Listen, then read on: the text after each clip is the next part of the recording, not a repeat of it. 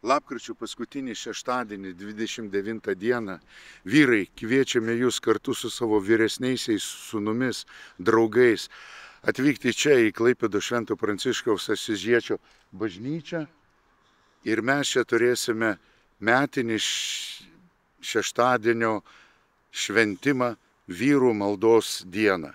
Ir jį prasidės 9:30 registracija, 10 valandą brolis Andrius su sveikinimu žodžiu įves į tas dienos temą. Brolis Paulius Vaineikis su savo šlovinimo grupe Gyvasis vynmedis padės mums pagarbinti, pašlovinti viešpatį. Taip pat šitą šeštadienį mes turėsime svečią Liną Šipavičių, kunigą, Švento rašto licenzijatą, klasikinės filologijos magistrą, kuris pasidalins dviem temomis.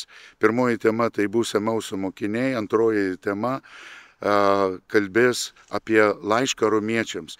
Todėl, vyrai, tikrai kviečiu jūs atvykti tą šeštadienį. Jeigu išgirsite tą žinią ir kitose Lietuvos miestuose, miesteliuose, galite atvažiuoti čia į Klaipėdą, Savanorių 4.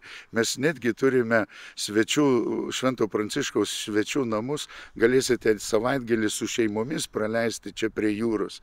Bet svarbiausiai, kaip evangelistas Lukas sako, budėkite, kad išvengtumėte visų būsimų negerovių.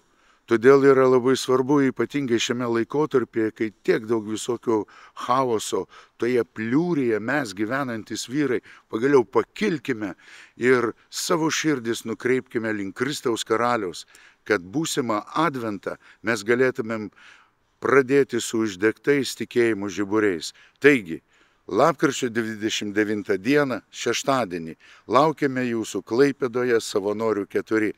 Būkite palaiminti.